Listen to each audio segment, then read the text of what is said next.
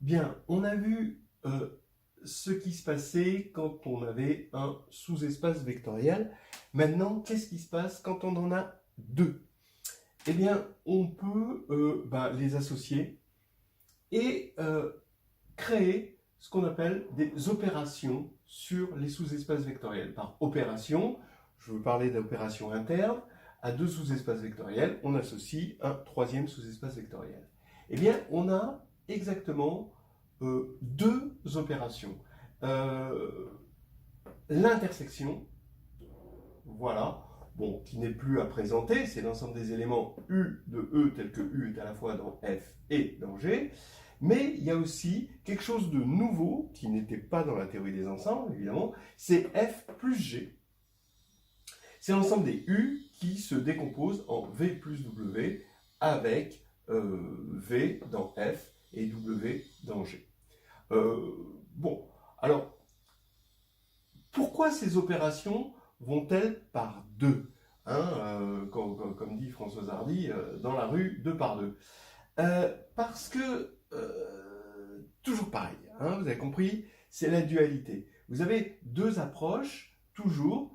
Déjà, pour un seul sous-espace vectoriel, je vous avais dit, il y a deux approches. Une approche qui est additive, c'est-à-dire on prend des vecteurs et on génère des sous-espaces vectoriels, et une approche soustractive, c'est-à-dire on part de tout et on crée des contraintes, comme des systèmes linéaires, en quelque sorte, des contraintes linéaires, et ça c'est soustractif. Donc vous voyez que là, ça va être soustractif, d'accord? On crée des contraintes.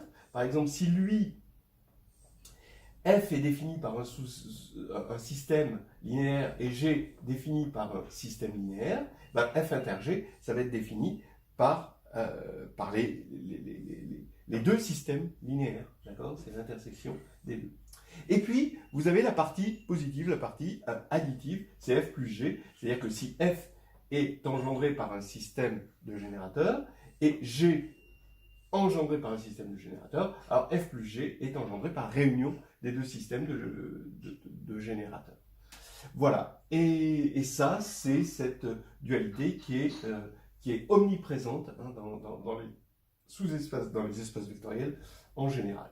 Alors, attention aux opérations qui n'existent pas, de la même manière que le vide n'est pas un espace vectoriel, et ben, la réunion n'est pas un sous-espace vectoriel. En fait, on a un résultat plus précis qu'on peut faire en exercice.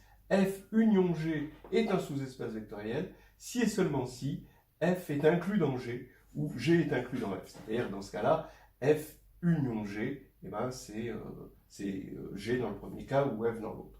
D'accord? En gros, il faut l'imaginer, vous avez la réunion de droite, voilà, ce sera jamais, il y aura toujours un point là qui sera à somme, en quelque sorte, ici, et qui ne sera pas, donc qui sera une combinaison linéaire d'éléments de F union G, et qui ne sera pas dans F union G, d'accord? Voilà comment moi, je le vois. Alors, maintenant, pourquoi F inter G est un sous-espace vectoriel? C'est presque évident. On a donné des critères pour les sous-espaces vectoriels. Il faut que ce soit non vide. Bon, ça c'est évident, il y a le vecteur nul en commun. Bon, c'est évident, mais il fallait y penser, bien évidemment. Et pourquoi c'est...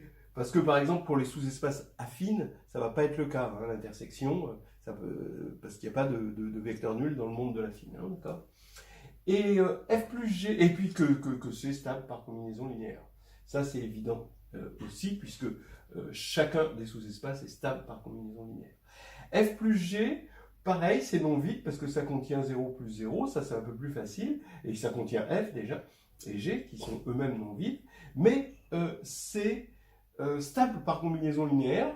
Là, je préfère le décomposer en une somme et un produit extérieur. Donc la somme, vous voyez que c'est quand on va l'écrire V plus W et V' plus W', alors c'est le fait que c'est associatif et commutatif ici qui va faire que ici on va avoir un F et G ici, d'accord? Là ce sera dans F, là ce sera dans G, donc on retrouve que c'est dans F plus G. Et là c'est évident, d'accord? Si on n'avait pas eu le côté abélien, là, ça aurait pas été stable. C'est ce qui se passe dans le monde des groupes non abéliens, où on est obligé de prendre une autre définition. Maintenant, ce qui est important dans ces deux opérations, c'est qu'on les a définies, mais on ne les a pas caractérisées. C'est peut-être un peu subtil de dire ça comme ça, et même ça a ses limites, mais regardez la caractérisation, c'est-à-dire en tant que sous-espace vectoriel, en oubliant ce qu'il y a dedans, en tant que sous-espace vectoriel, quelle est leur propriété à ces deux-là?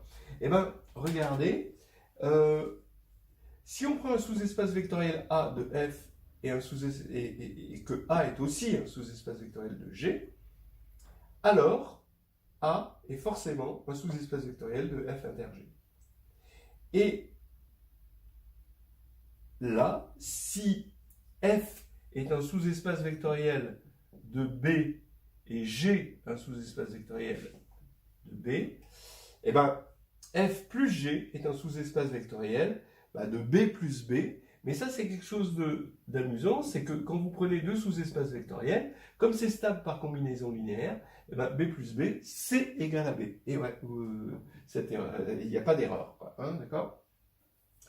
Donc, regardez, ça veut dire que AF inter G est le sous-espace vectoriel maximal, d'accord, contenu dans F et G. Et de façon duale, hein, F plus G est le sous-espace vectoriel minimal, d'accord, qui contient F et G.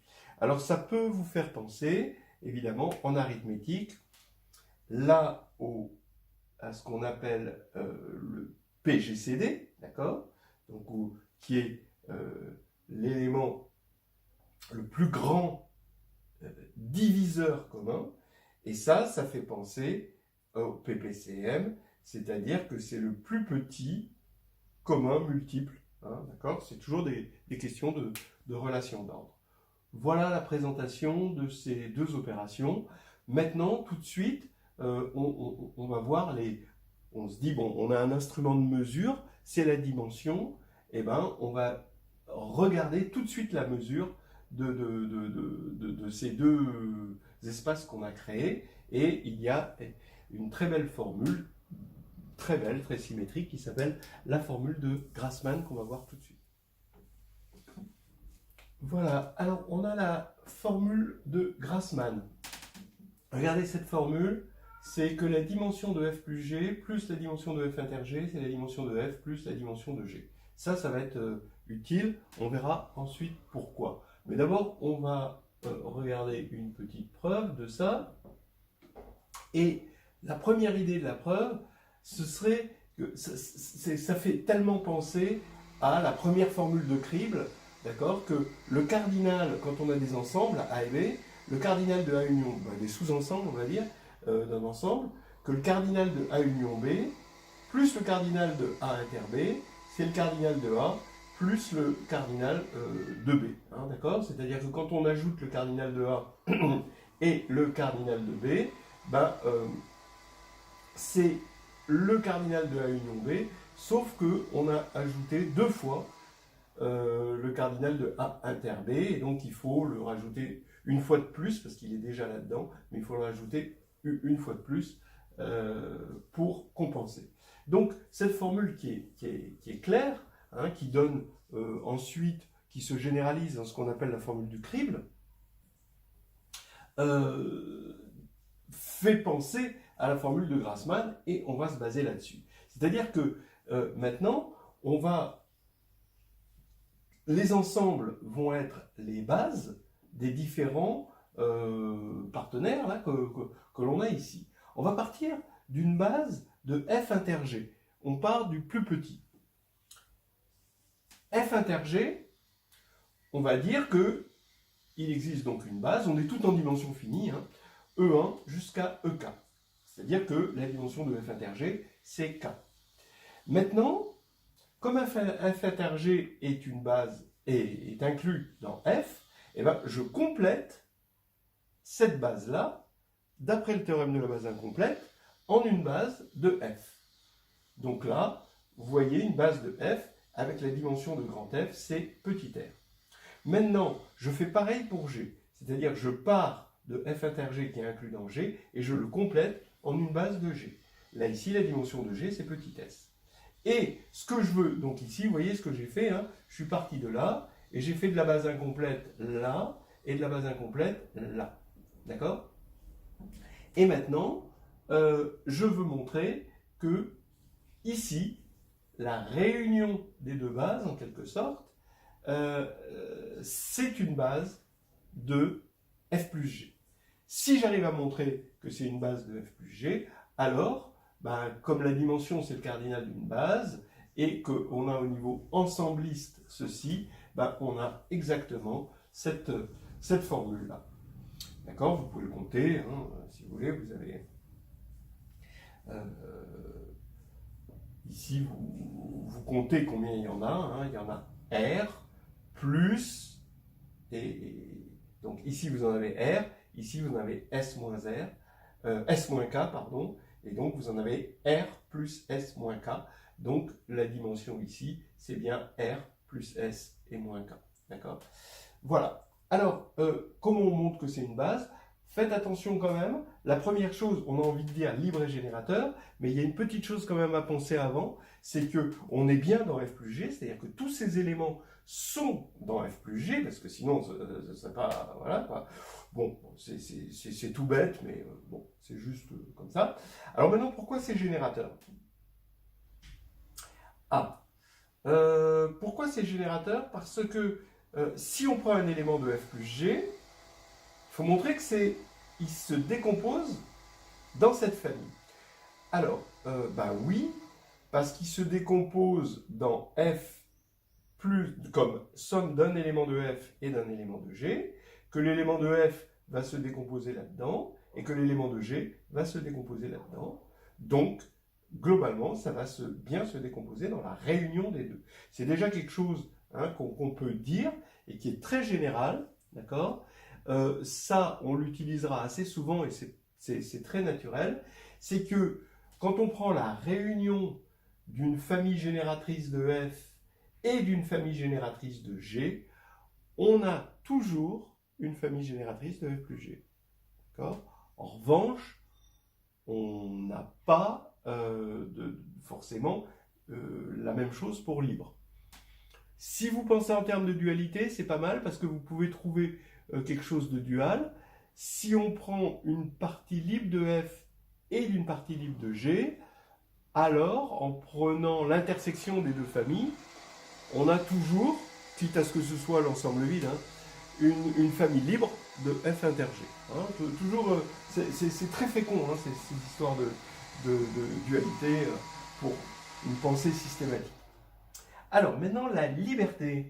Il faut montrer que c'est libre. Donc là, vous voyez, je vous ai écrit une petite relation entre ces éléments, sauf que j'ai mis en membre de gauche une combinaison linéaire ici, et en membre de droite, une combinaison linéaire là. Ça revient au même, hein, ça reste une combinaison linéaire. Et il faut montrer que cette combinaison est triviale, c'est-à-dire que tous les coefficients sont nuls. Ben oui, parce que le membre de gauche, il est dans F, d'accord? Parce que tout ça, c'est une base de F. Et le membre de droite, il est dans G. Oui, donc ça veut dire que, globalement, ils sont tous les deux dans F inter G. Mais s'ils sont dans F inter G, ça veut dire que lui, il est dans F inter G, donc il s'écrit en fonction juste des EI. D'accord? Ben oui, mais s'il est égal à une somme des EI, étant donné que ça c'est libre, puisque c'est une base, d'accord? Ben, ça veut dire que les NUI sont nuls, d'accord? Et donc, ça veut dire que c'est nul ici, le membre de droite est nul. Et à partir du moment où le membre de droite est nul, eh ben, on se sert du fait que ceci c'est une base, et donc que c'est libre entre autres, et donc c'est nul aussi. Donc tous les coefficients sont nuls, c'est libre, et on a la formule de Grassmann. Maintenant, on va parler des commentaires sur la formule de Grassmann, il y a de quoi dire parce qu'elle est utile et il y a des garde-fous aussi, donc on va vous présenter tout ça.